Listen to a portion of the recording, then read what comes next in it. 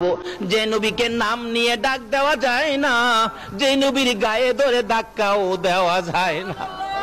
কিভাবে জিবরাইল ধাক্কা দিবে?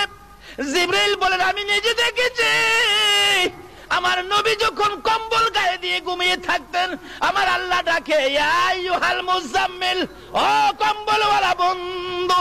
নবী যখন চাদর গায়ে দিয়ে ঘুমাইতো, আমার আল্লাহ ডাকতেন, ইয়া আইয়ুহাল মুদাসসির, ও চাদরওয়ালা বন্ধু। আমার আল্লাহ যেখানে নবীকে নাম নিয়ে ডাক দেয় না, কম্বলওয়ালা বন্ধু, চাদরওয়ালা বন্ধু বলে ডাকে, আমি জিবরাইল কিভাবে নাম নিয়ে ডাক দিব? যেই নবীকে নাম নিয়ে ডাক দেওয়া যায় না, গায়ে ধরে ধাক্কাও দেওয়া যায় না, আমি এখন কি করব? আমার আল্লাহ বলেন, জিবরাইল রে, তোর জিহ্বাটুকুন আমার নবীর পাও মুবারকে লাগাইয়া দে। জিবরাইল নির্দেশ মতো জিহ্বা বাহির করে পাও মুবারকে লাগাইলে ঠান্ডা ঠান্ডা ভাব। নবীজির ঘুম ভেঙে গেলে আমার নবী বলেন, তাকাইয়া দেখি জিবরাইল আমার পায়ের পাশে বসা। প্রশ্ন করে ফেললেন, ও জিবরাইল, কি করেছো? আমার ঘুম কেন ভাঙ্গাইলি? কিভাবে ভাঙ্গাইলি? জিবরাইল বলেন, ইয়া রাসূলুল্লাহ, আপনি ঘুমাইলে ডাক দেওয়া যায় না, আপনি ঘুমাইলে ধাক্কাও দেওয়া যায় না।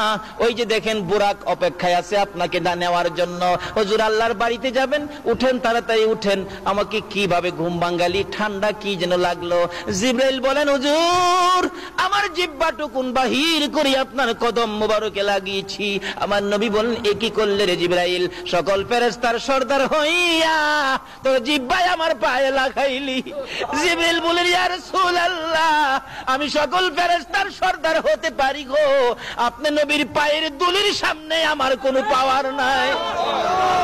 এই নবী পাইয়া বলুন আমরা খুশি না বেজার? ছেড়ে দে নৌকা মাঝি যাব মদিনায়। বলুন বলুন, ছেড়ে দে নৌকা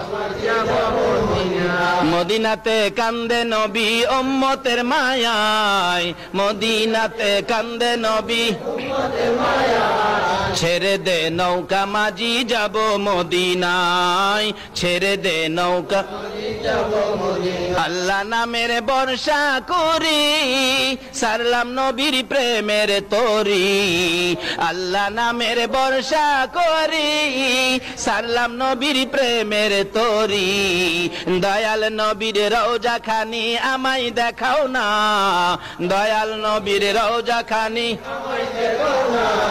ছেড়ে দে নৌকা মাঝি যাব মদিনা।